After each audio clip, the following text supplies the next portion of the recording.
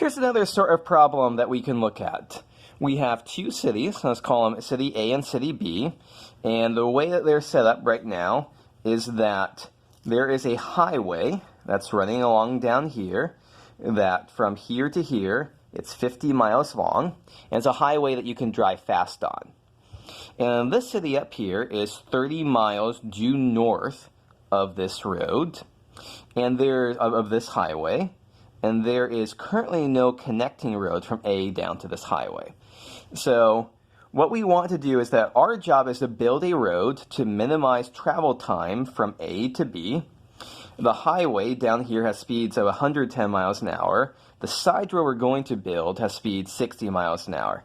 By the way, when I was starting out writing down this question, I converted from kilometers to miles, figuring that would make it easier over here. And I realized I want to keep the same numbers. 110 miles an hour. It probably isn't the most realistic, but I'm sure you'll forgive me for that. So, what is going on here? So let's think about what's the couple different ways that we can construct this road. So we could construct this road, which is going to be the side road that we can go 60 miles an hour on. We can just construct it going straight down from A. So this would get us to the highway that we can go very fast on, 110 miles an hour. We could get down here as quickly as possible and then go very fast on our highway. But this has a lot of travel, this is going to be a very long distance. If we want to minimize the total distance, we could just build our side road straight from A to B. However, in this case, we'd be spending all our time on our slower side road, 60 miles an hour. We're not taking advantage of the fast highway down here at all. And so, as it turns out, the best solution is to go someplace in between. To go cut at an angle, cut down at a diagonal to be kind of moving towards City B, but still moving down towards the highway, to build this side road that we can take at 60 miles an hour on, and then eventually get down to the highway and then go very quickly on.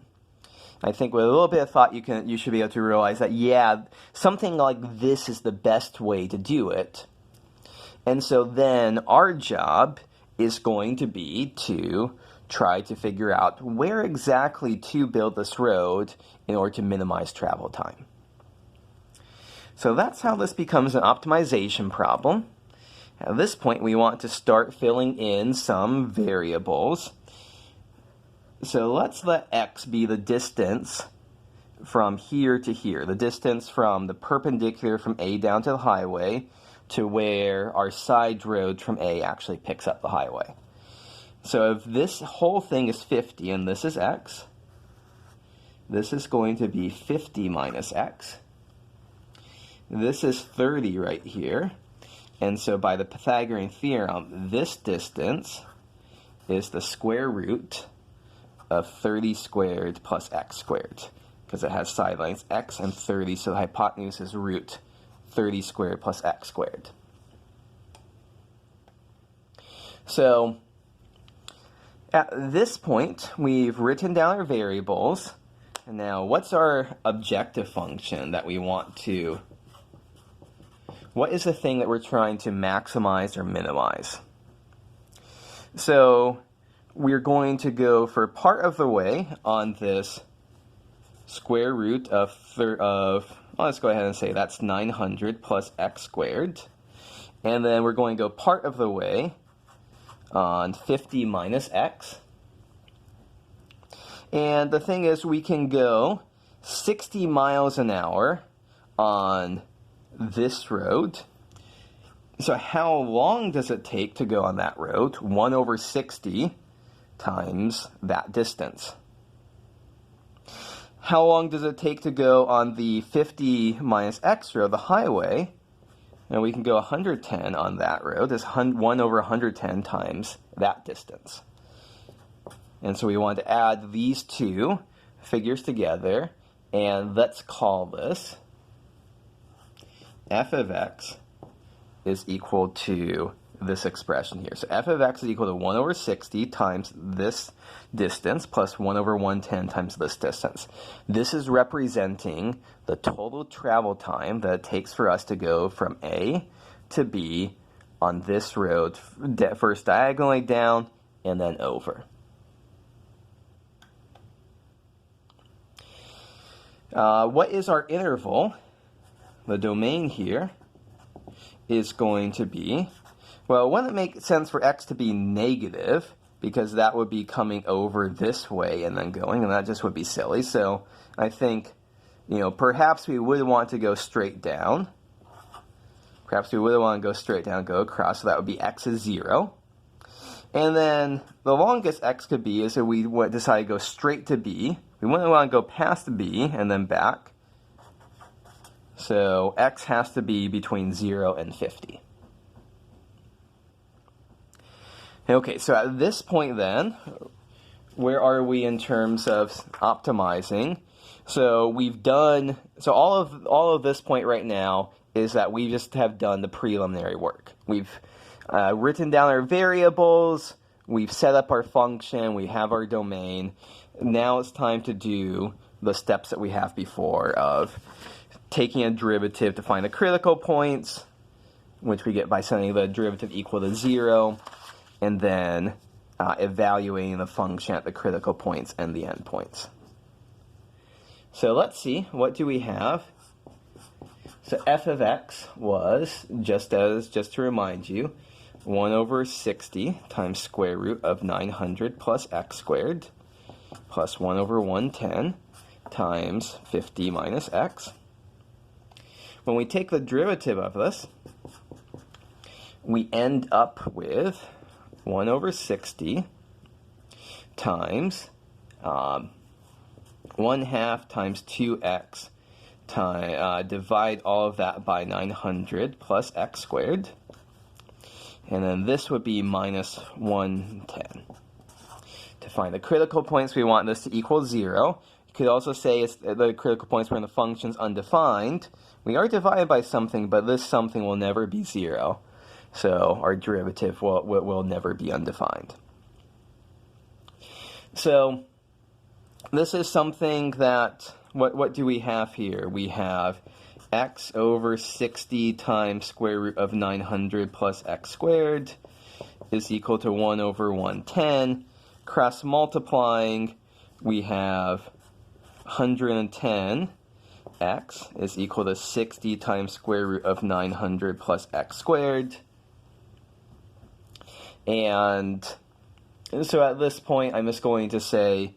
When you solve this out, x is about 19.52.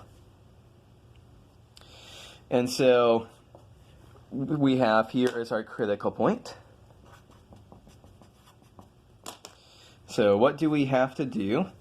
F of 0, 19.52, and 50. And we have to choose which one ends up being the biggest. And so we plug these into our original function. We find out that 0 takes about 0.95 hours. 19.52 miles it takes 0.87 hours. And 0.97 hours. So what do we see here? That this is the fastest method. So the fastest method is to build the roads. So it goes almost 20 miles in, and then we would take 30 miles on the highway. So that is going to be how we would minimize the travel time along these roads. As an interesting little postscript to this, there's a little classic story that I want to tell, a very classic calculus article that's entitled, "Do Dogs Know Calculus?" And so here is the general idea of the article. It's a very, very famous article. Let's say that you have a dog that is on a beach, and it sees something, some stick, some ball, something out here in the ocean that it wants to try to run and fetch.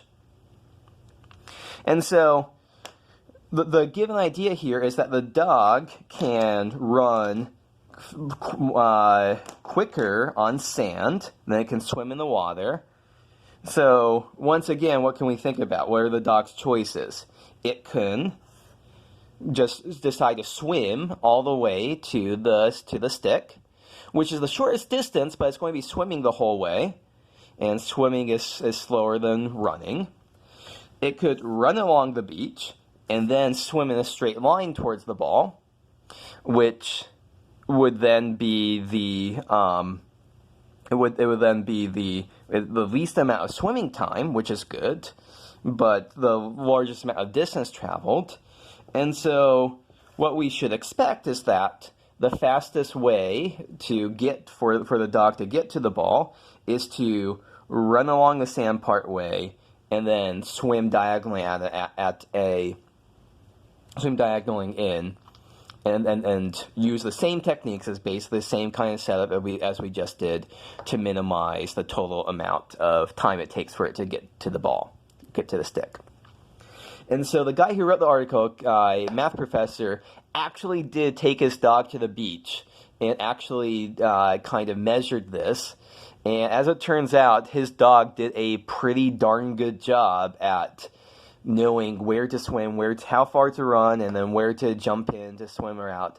And so the conclusion was, yes, somehow dogs intrinsically seem to understand these principles of calculus.